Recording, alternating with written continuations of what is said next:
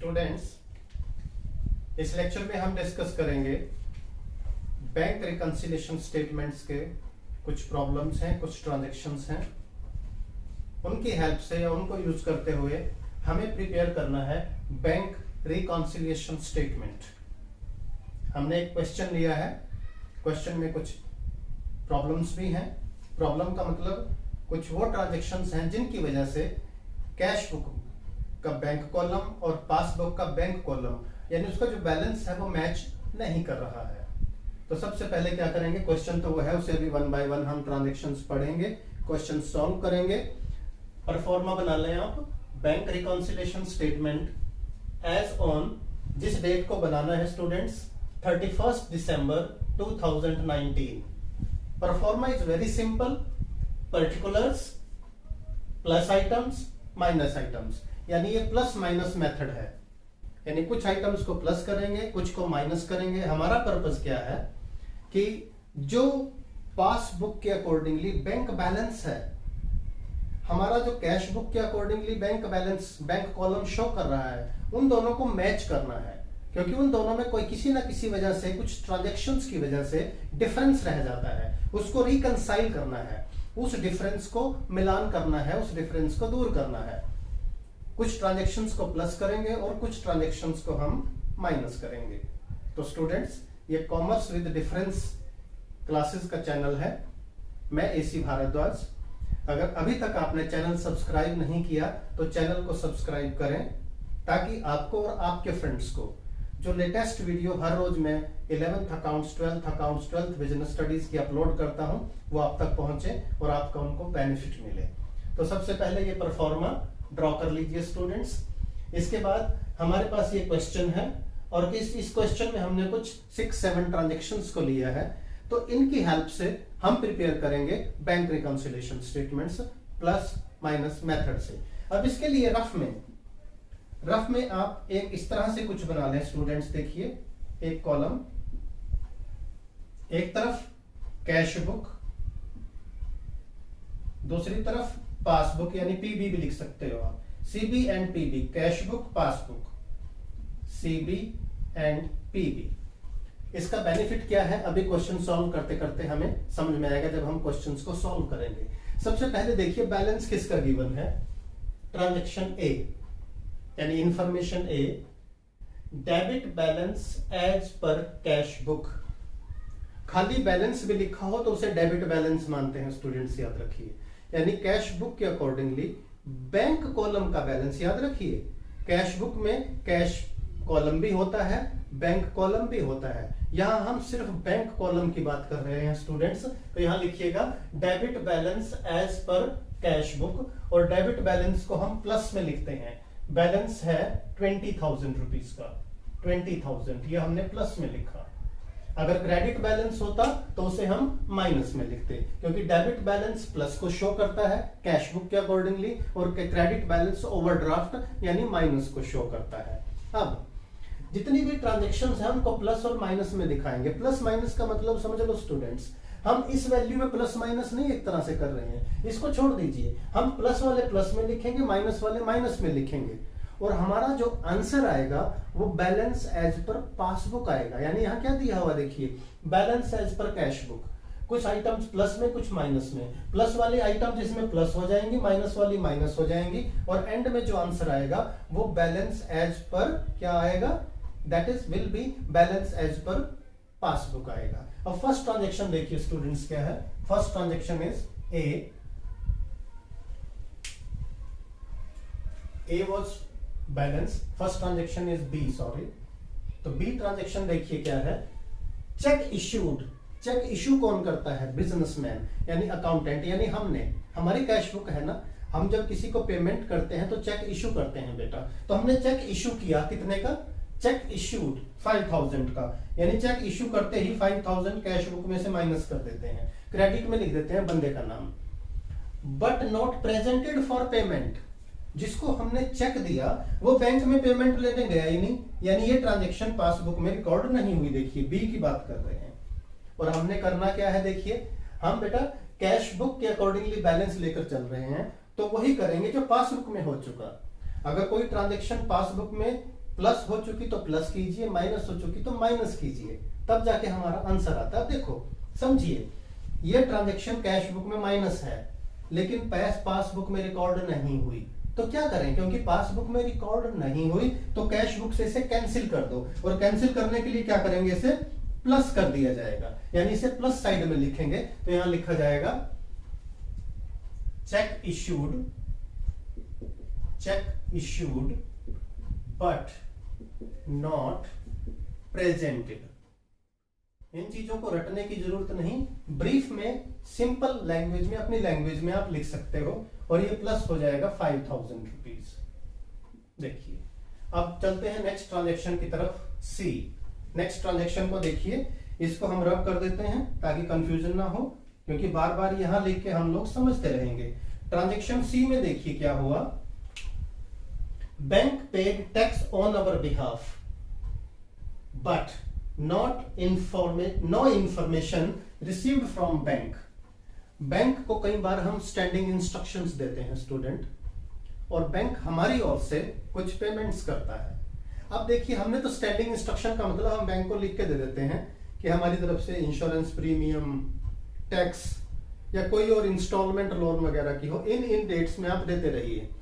Bank को instruction देके हम तो भूल गए, लेकिन बैंक ने तो उस डेट में वो पेमेंट कर दी, क्योंकि हमारा ऑर्डर है, हमारी स्टैंडिंग इंस्ट्रक्शन है। तो बैंक ने हमारी ओर से टैक्स पे कर दिया 4000। अब समझिए यहाँ पे, यानी पासबुक में से 4000 माइनस हो गए, लेकिन बैंक ने तुरंत हमें इन्फॉर्म नहीं किया, इसलिए कैश बुक में ये ट्रांजैक्शन रिकॉर्ड नहीं हुई। समझिए बच्चे, पासबुक में से माइनस हो गई, तो जो पासबुक में हुआ वही कैश बुक में करेंगे, तो क्या करेंगे, 4000 यहां भी माइनस कर देंगे। दोबारा समझ लीजिए बेटा इसको, 4000 की पेमेंट टैक्स की बैंक ने कर दी, वहां से माइनस हो चुकी, हमें इंफॉर्मेशन नहीं मिली थी तो हमने कैश बुक में रिकॉर्ड नहीं किया, तो जो पासबुक में हुआ वही यहां कर दो, क्या करें, माइनस कर दो। तो यहां लिखेंगे tax paid by bank not recorded into cash book. तो अमाउंट इज 4000 रुपीज, इस 4000 को क्या करेंगे, माइनस कर देंगे, माइनस साइड लिख दीजिएगा 4000। अब हम चलते हैं ट्रांजैक्शन डी की तरफ। D, dividend received by bank. हमारे बिजनेस का पैसा हमने किसी कंपनी के शेयर्स में लगाया होगा, और बदले में जो मिलता है हमें इनकम होती है, जैसे बैंक से इंटरेस्ट मिलता है शेयर्स पे, कंपनी से हमें डिविडेंड मिलता है, और वो डिविडेंड का पैसा स्टूडेंट्स डायरेक्ट बैंक में आ जाता है, और हमें बाद में पता चलता है, यानी हमारे यहाँ एंट्री बाद में होगी, क्योंकि बैंक से इंफॉर्मेशन बाद में आएगी। तो डिविडेंड मिला है 30,000 का। अब देखिए स्टूडेंट्स, ये ट्रांजैक्शन डी है, ट्रांजैक्शन डी, डिविडेंड मिला है 30,000 का, 30,000 आते ही बैंक में प्लस हो गए पासबुक में, यानी, और हमें तो पता ही नहीं चला भाई, इसलिए हमने कैश बुक में रिकॉर्ड नहीं किया। क्योंकि हम रिकॉर्ड कब करेंगे, जब बैंक से हमें स्टेटमेंट आएगी, स्टेटमेंट आने में कई बार टाइम मिलता है, अगले महीने स्टेटमेंट मिलती है। तो इसका मतलब ये है पासबुक प्लस है 30 से, कैश बुक नहीं है, तो बराबर करने के लिए क्या करें, कैश बुक में भी प्लस कर दीजिए, तो कैश बुक में भी ये 30,000 प्लस हो जाएंगे। यहां लिखेंगे डिविडेंड कलेक्टेड बाय बैंक, यानी डिविडेंड बैंक ने कलेक्ट किया, not recorded in cash book. तो इसे प्लस करेंगे, अमाउंट इज 30,000, इसे प्लस साइड दिखा दिया हमने। देखिए ट्रांजैक्शन ई देखिए स्टूडेंट्स, ए चेक गॉट डिसऑनर्ड। ये कैसे हुआ, हमें किसी से चेक मिला होगा स्टूडेंट्स, हमने वो चेक बैंक में डिपॉजिट किया होगा, मैं इस ट्रांजैक्शन की बात कर रहा हूं बेटा, ई की। हमें किसी से चेक मिला होगा, हमने वो चेक बैंक में डिपॉजिट कर दिया होगा। अब हमारे हिसाब से तो बैंक में हमारे पैसे जमा हो गए, लेकिन चेक बाउंस कब होता है, डिसऑनर कब होता है, जिससे हमने पैसे लेने हैं उसने चेक तो दे दिया, लेकिन उसके बैंक अकाउंट में उतना पैसा नहीं था, सफिशिएंट बैलेंस नहीं था इस वजह से उसके अकाउंट से हमारे अकाउंट में पैसा ट्रांसफर नहीं हो सका और इसे बोलते हैं चेक बाउंस हो जाना, डिसऑनर हो जाना। तो देखिए, cheque got dishonoured but no intimation received from bank 12,000 rupees. इसको समझ लें बच्चों, बहुत अच्छी ट्रांजेक्शन है ये, ट्रांजेक्शन ई।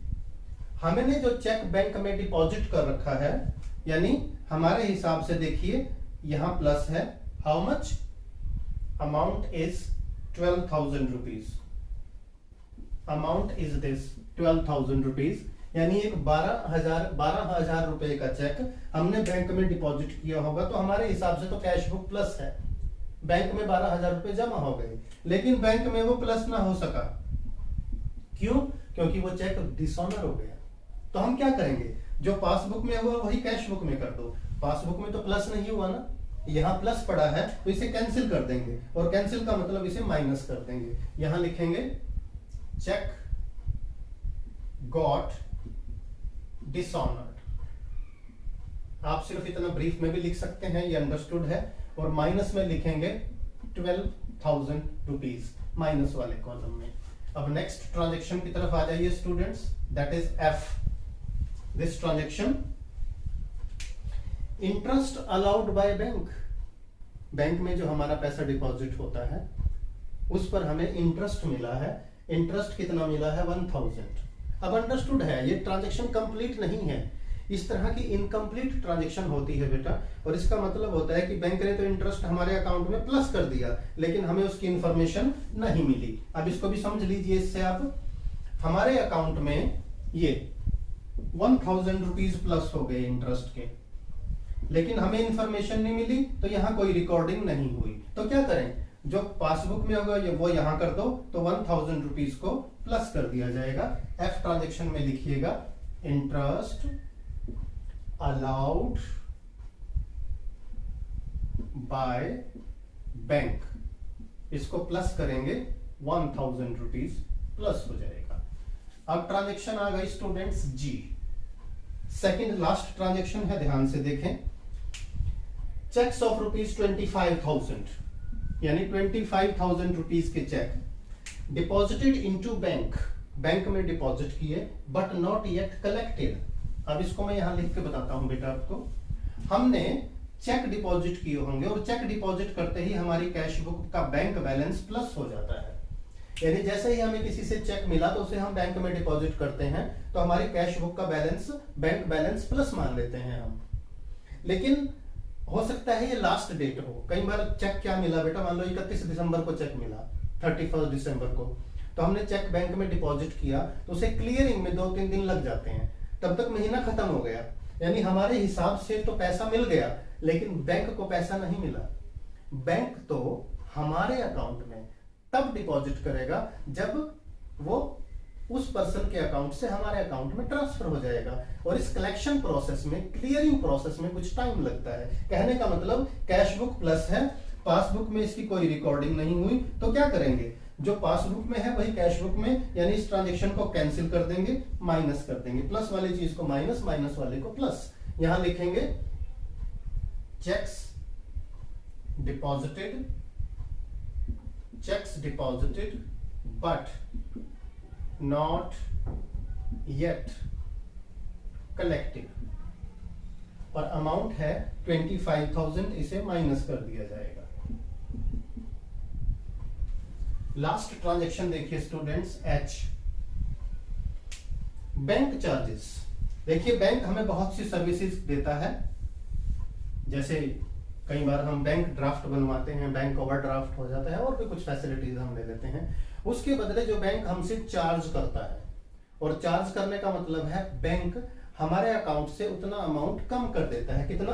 1,000 रुपीज कम कर दिए, यानी पासबुक से तो कम हो गए ना। पासबुक से कैसे कम हो गए? क्योंकि बैंक अकाउंटेंट ने कर दिया ना कम, हमें इसकी इंफॉर्मेशन बाद में मिलेगी, यानी हमने इसकी कोई रिकॉर्डिंग नहीं की, लेकिन हमने करना तो वही है जो पासबुक में हो गया। पासबुक में माइनस है, तो यहां भी 1,000 माइनस कर दीजिए, यहां लिखेंगे बैंक चार्जेस, और माइनस कर दीजिएगा 1,000 रुपीज। अब स्टूडेंट्स देखिए हमारा क्वेश्चन हो गया कंप्लीट।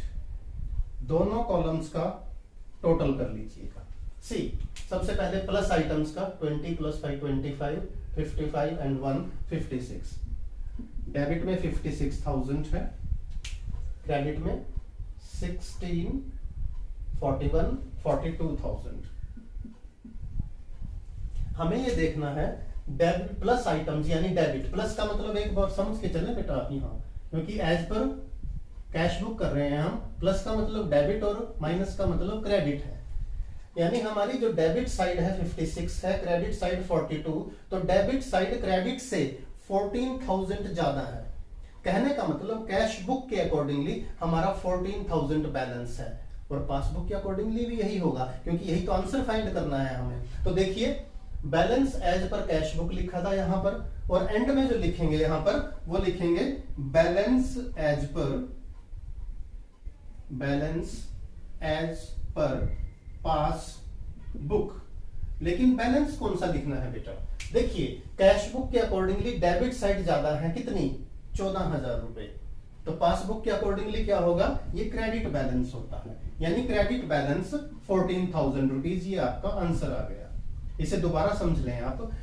कैश बुक के अकॉर्डिंगली जो चीज डेबिट है पासबुक में वो क्रेडिट है, कैश बुक में जो क्रेडिट है पासबुक में वो डेबिट है। तो ऊपर आया डेबिट बैलेंस है यानी पॉजिटिव बैलेंस 20,000, लेकिन नीचे पॉजिटिव बैलेंस आया 14,000 जो हमने फाइंड करना था। तो ये था बैंक रिकंसिलिएशन स्टेटमेंट की एक प्रॉब्लम, एक क्वेश्चन।